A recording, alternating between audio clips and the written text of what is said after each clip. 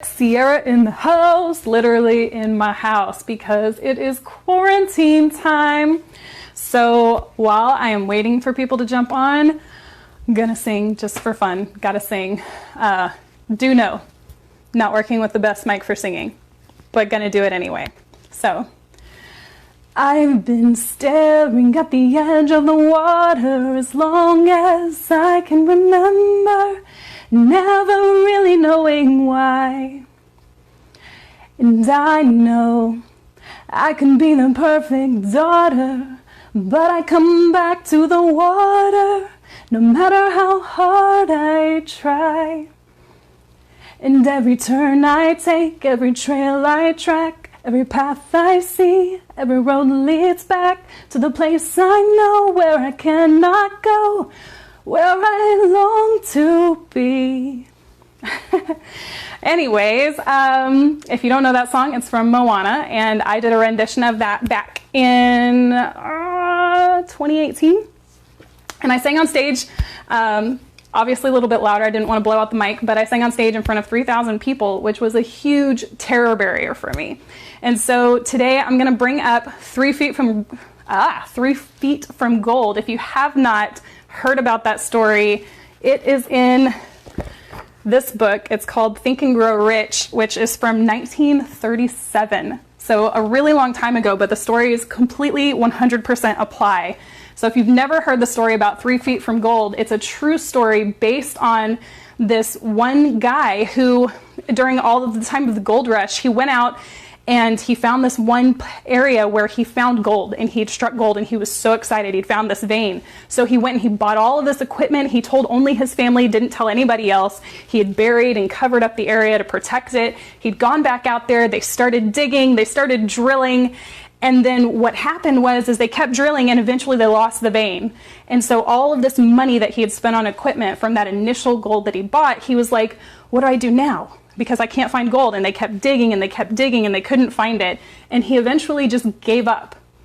And what happened is the next person that he sold all the stuff to for, pennies on the dollar, he decided to go to an expert and ask somebody, hey, how do gold veins work? And this guy actually took all of that equipment that he got for a fraction of the cost, and he got an expert's opinion. The expert told him what to do, and then that guy struck rich and found gold. And there's a couple of really cool quotes from the book. So as far as the striking rich and finding gold, it says, the junk man took millions of dollars in ore from the mine because he knew enough to seek expert counsel before giving up.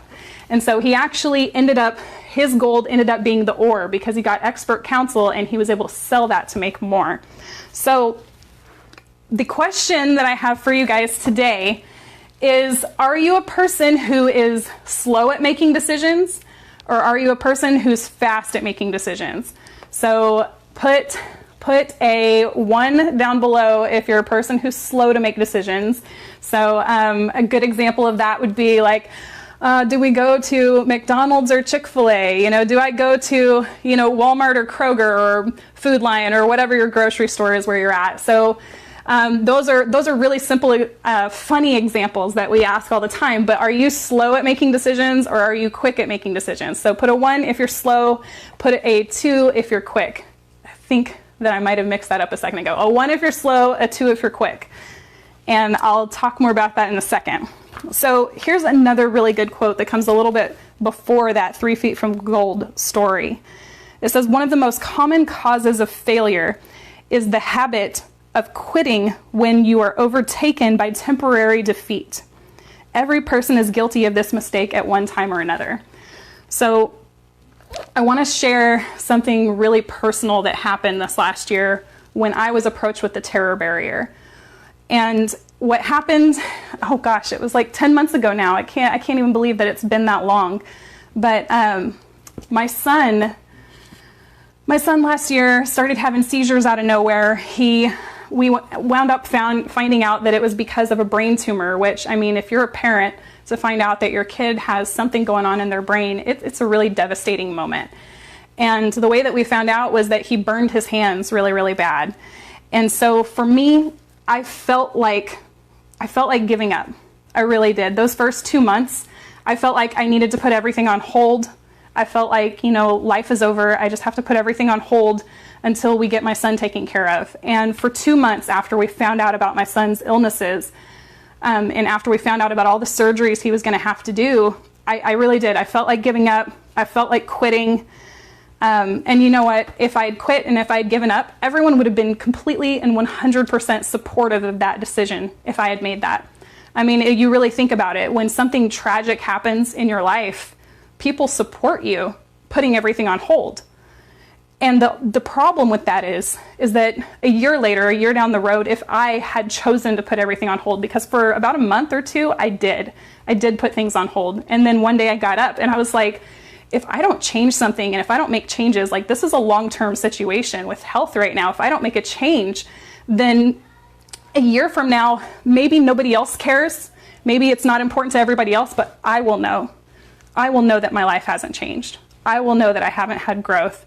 I will know that I haven't moved forward. And that really propelled me to take that step out of that terror barrier. I was just, in that moment, I felt like I was really stuck. I felt like there was nothing I could do. But because I realized and I made that decision that I still wanted growth, I started seeking out expert guidance. I started seeking out expert help during that time. And so another situation more recently where I approached the terror barrier again. So I had the terror barrier with my son and everything that I went through this last year, but another situation more recently that is not quite as big. And you would think that after going through what I went through with my son, I'd be ready and able to conquer anything. I've had a few people tell me here lately that I'm Superwoman, but there is nothing more special about me than there is about anyone else. Everyone has the ability down inside of them to step up and overcome that terror barrier, to step up and face whatever challenges are set before them. And so for me personally, here recently, I started trying something new that I've never done before, and I stepped out of my comfort zone. I mean, even going live sometimes can feel like a really big deal. But so I stepped out of my comfort zone, and when I did it, it's kind of like if you've ever heard of buyer's remorse, where you make a big purchase, you spend a lot of money, and then all of a sudden, immediately after you spend it, you're like, oh my gosh, what did I do? Did I make a good decision? And until you get that joyful moment of experiencing the product that you bought, you don't really feel that confidence again. And so that same thing happens with terror barrier. And recently, when I stepped out of my comfort zone and I tried something new and I took imperfect action, all these thoughts started coming back up in my mind about, how am I going to be able to move forward? How am I going to be able to do this? What does the future hold? And your mind does that. And it's that fight or flight syndrome, human nature that we all have. We either fight and we bust through that wall, we bust that barrier, or we have flight and we run away from it. And so that, I think I talked about this the other day, that we only have two real actions in life, and one is to move forward and one is to completely give up. And so that's the human nature, fight or flight. And it's in that moment, that fight or flight moment, when you feel that fear coming on, where you have the decision to take control of your thoughts, because every thought that you think becomes your words. Every word that you speak becomes your actions. Every action you take becomes your future. It becomes your character. It becomes who you are and how you're known. So when you start thinking those thoughts, whatever thoughts you let get rooted down in your minds, that is what your future is going to be. So simple action here. I asked at the beginning, if you're slow to make decisions or if you're quick to make decisions. And the truth of the matter is that it really doesn't matter what you decide. It just matters that you make a decision. Because if you make a decision and if you move forward and keep moving in a direction, you will find out if it was the right decision very quickly. And once you find out if it was the right decision or not, you can then make adjustments. But if you choose not to decide and you keep hesitating and you keep waiting and you don't keep moving forward and you don't ever make that decision, then you will never know if the decision was the right one. You will never know if you could have done it. So I'm not sure whatever's holding you back from your 3 feet of gold. I'm not sure what terror barrier you're facing today, but know this: if I can overcome my son having a brain tumor, if I can overcome being a mom of 5 who's homeschooling and still work and still make money and still be able to help other people and still be able to reach out and still be able to show up on a live, this is, oh man, it seems like a lot. But you know what? If I can do this, whatever it is that you're facing, you can do it too, because I'm not any more special than you. I'm not any better than you. I don't have any more capabilities than you do. I just made a decision to keep moving forward, and you can make that decision too. So if you have a decision that you need to make, do not comment below, but do comment below if you found any kind of value in this today. Let me know, because honestly, it is a lot. It takes a lot of courage to step out and do this on a consistent basis. And I want to make sure that I'm giving you guys what you need, that I'm sowing into your life. So if you found this helpful, put it down below. I think earlier I said, if you're slow to make decisions, put a 1. And if you're quick to make decisions, put a 2. I have become a 2 most often. I make quick decisions. I make decisions very quickly, and then I change them slow, rather than making decisions very slowly and then changing them quickly. And it's made my life so much more productive. If you guys have any questions, drop it in the comments. Let me know you're here. Wherever you're tuning in from, drop that down in the comments below, and make sure you like and thumbs up and heart it for me, so that I know that you were here, and I know that you guys got some value out of this.